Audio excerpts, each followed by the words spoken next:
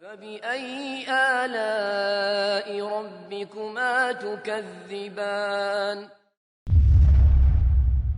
اللہ تبارک و تعالیٰ کے فضل و کرم سے تبلیغی جماعت ساری دنیا کے اندر اللہ تبارک و تعالیٰ کے فضل و کرم سے اس نے اپنا فیض پھیلایا ہوا، اور وہاں کا بھی عالم یہ ہے کہ میں ساری دنیا میں گھوما ہوں، ساری دنیا کی سیریں کی ہیں، لیکن عوام الناس میں جتنا فائدہ اللہ تعالیٰ نے تبلیغی جماعت کے ذریعے عوام الناس کو پہنچایا، کوئی دوسری جماعت اس کا عشر عشیر بھی پیدا نہیں کرتی، 10 کا بھی پیدا نہیں کرتی۔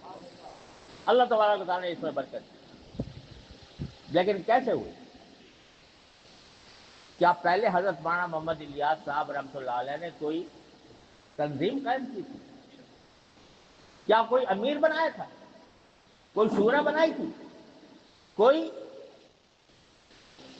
منصوبہ بنایا تھا؟ کوئی مرکز کی تعمیر کی تھی؟ کوئی پلاٹ خریدا تھا؟ اس اللہ کے بندے کے دل میں اللہ تعالیٰ نے آگ پیدا کر دی، وہ مولانا الیاس صاحب رحمۃ اللہ علیہ کے سینے کی آگ وہ دل میں پیدا کر دی کہ مجھے مسلمانوں کو دین کی طرف لانا ہے۔ اکیلا آدمی، اس وقت تو اکیلے ہی تھے نا، اکیلے ہی تھے نہیں تھے، پہلے سے کوئی منصوبہ بنایا تھا، پہلے سے کوئی کمیٹی قائم کی تھی، پہلے سے کوئی رپورٹ بنائی تھی، پہلے سے کوئی بجٹ بنایا تھا؟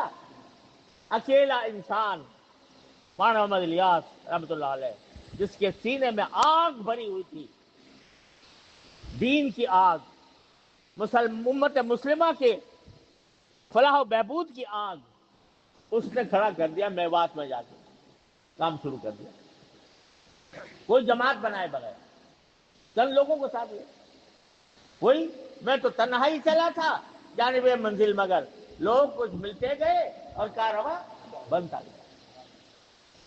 اللہ تبارک و تعالیٰ نے ٹھیک ہے، اصل مقصود تو دعوت تھا نا، اصل مقصود اپنی اصلاح تھی، اصل مقصود دین کی طرف جانا تھا، دین کی طرف بلانا تھا، اس مقصود کو لے کر کھڑے ہو گئے اس فکر میں کہ پہلے سے کوئی کمیٹی بنائے، پہلے سے مجلس بنائے، پہلے سے مشورہ بنائے، پہلے سے امیر متعین کرے، کچھ بھی نہیں، کام شروع کر دیا۔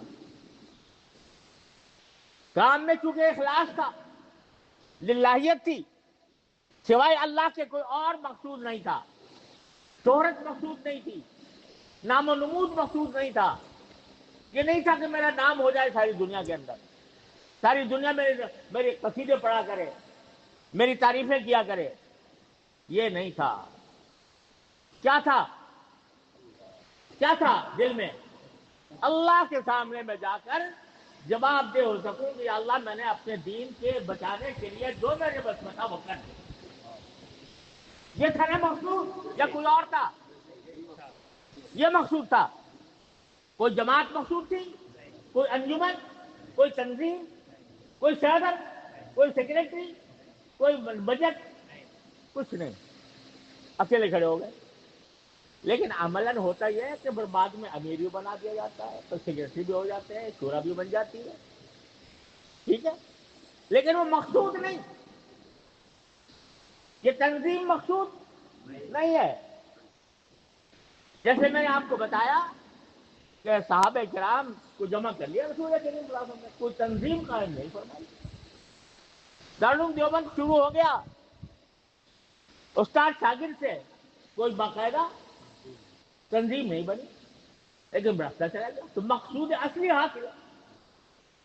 اب جب یہ بن گئی تو بسا اوقات ہوتا کیا ہے، جو خرابی جہاں سے پیدا ہوتی ہے وہ یہاں سے پیدا ہوتی ہے کہ تنظیم کو مقصد بنا لیا جاتا ہے۔ مقصد تھا کام، اللہ کا دین، اللہ کی رضا، اخلاص کے ساتھ، مقصد وہ تھا۔ بعد میں تنظیم مقصد بن گئی، جو میری تنظیم میں ہے وہ میرا ہے، جو میری تنظیم سے باہر ہے وہ میرا نہیں ہے، یہ فتنہ پیدا ہو گیا۔ اور افسوس سے کہنا پڑتا ہے کہ اس فتنے نے مسلمان کو لڑا دیا. قتل و غارت گری تک نوبت موجود, مار پیٹ تک نوبت آ گئی. بنگلہ دیش میں جو واقعہ پیش آیا, خون کے آنسو انسان روتا ہے اس کو. وہ جماعت حضرت مولانا محمد الیاس صاحب رحمۃ اللہ علیہ اگر آج حیات ہوتے تو خون کے آنسو روتے اس واقعے کے اوپر جو پیش آیا.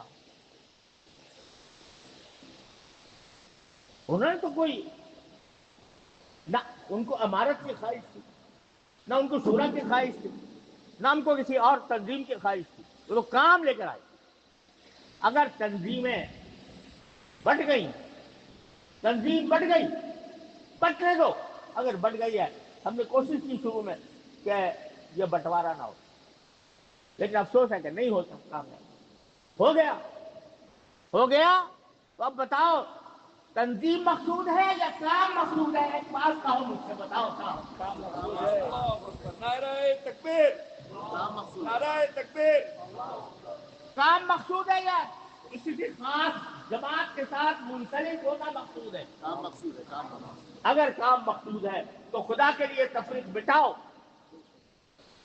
جو کوئی اللہ کا نام لے, جو کوئی اللہ کے دین کی طرف دعوت دے, اس کو خوش آمدید کہو, اس کو اپنا سمجھو, اس کے ساتھ محبت کا معاملہ کرو, اس کے ساتھ دشمنی مت رکھو. کیا اس بنا پر لڑو گے؟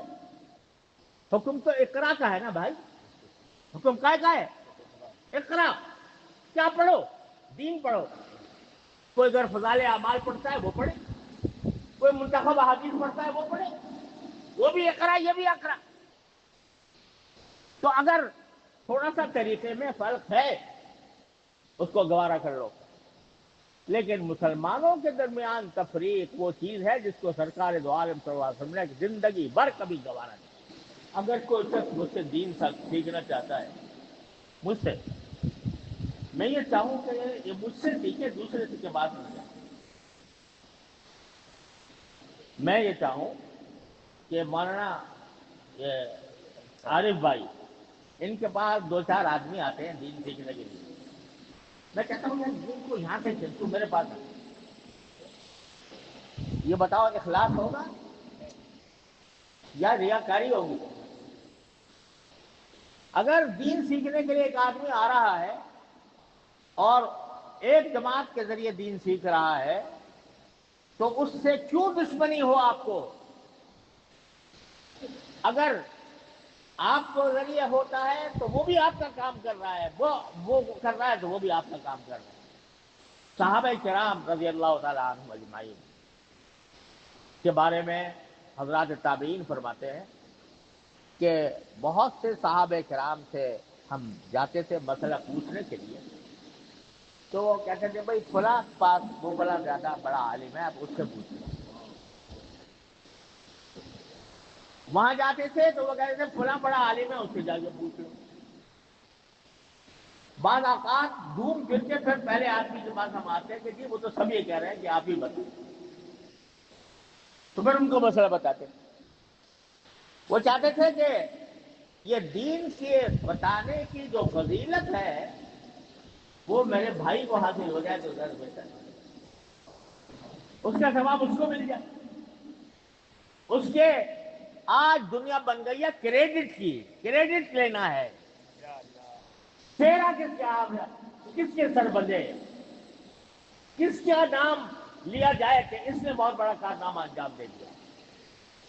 میں قسم سے کہتا ہوں کہ اگر حضرت مولانا محمد الیاس صاحب رحمۃ اللہ علیہ کے حاشیے خیال میں یہ بات گزری ہوتی کہ میرا نام ہو جائے دنیا میں کہ اس نے دنیا میں دعوت دین کا بیڑا اٹھایا, تو ہرگز وہ دعوت میں شروع نہ کرتے. ان کے دل میں صرف اخلاص تھا, صرف للہیت تھی, صرف یہ کام تھا کہ اللہ تبارک دین کو کوئی فائدہ پہنچ جائے. آج ہم اس فکر میں پڑ گئے کہ جو ہماری پسندیدہ تنظیم ہے اس میں آتا ہے وہ میرا ہے, دوسری تنظیم میں جاتا ہے وہ میرا نہیں ہے, وہ دشمن ہے میرا, وہ مخالف ہے, ضرورت پڑی تو لڑوں گا اس سے. خاتمائی بھی کروں گا، لڑائی بھی کروں گا، اگر ضرورت پڑے قتل بھی کر دوں گا، اعوذ باللہ العلی العظیم۔ یہاں تک نوبت پہنچ جائے تو خوب سمجھ لو کہ شیطان نے اپنا راستہ بنا لیا۔ جب یہاں تک راستہ پہنچ جائے، مسلمان کے خلاف قتل و قتال پر آمادہ ہو جائے، سمجھ لو کہ شیطان نے ان کے اندر راستہ بنا لیا۔ وہ صحابہ کرام تھے رضی اللہ تعالیٰ عنہ، جن کو نبی کریم صلی اللہ علیہ وسلم کی صحبت حاصل تھی کہ وہ آپس میں قتل و قتال کے باوجود صحابی رہے۔ کیوں؟ اس لیے کہ نیتیں دونوں کی خالص تھیں۔ لیکن ہمارے دور میں قتل و قتال مسلمان کے درمیان، ایک آدمی دوسرے پر پتھر اٹھائے، دوسرے پر تلوار اٹھائے، دوسرے پر گولی چلائے، دوسرے کو دھکا دے، دوسرے کو گرائے، یہ سوائے شیطان کے اور کسی کا کام نہیں ہو سکتا۔ تو میرے بھائیو عزیزو، آج مجھے یہ بات کرنے کا آپ کے سامنے موقع مل گیا۔ میرے علم میں اس بات لائی گئی کہ الحمدللہ اس اجتماع میں دونوں قسم کے حضرات موجود ہیں، الحمدللہ۔ یہ سن کر مجھے بہت خوشی ہوئی کہ کوئی ایک ایسی جگہ ہوئی جہاں پر دونوں قسم کے حضرات جمع ہیں، اللہ کے لیے جمع ہیں، اللہ کے دین کے لیے جمع ہیں، اللہ تعالیٰ کے دین کی نصرت کے لیے جمع ہیں۔ انشاءاللہ اس پر برکتیں نازل ہوں گی، رحمتیں نازل ہوں گی، اور اپنے دلوں سے یہ کینہ نکالیے، اپنے دلوں سے یہ بغض ختم کیجئے، یہ ایک دوسرے کے خلاف محاذ آرائی کا سلسلہ بند کیجئے۔ فبأي آلاء ربكما تكذبان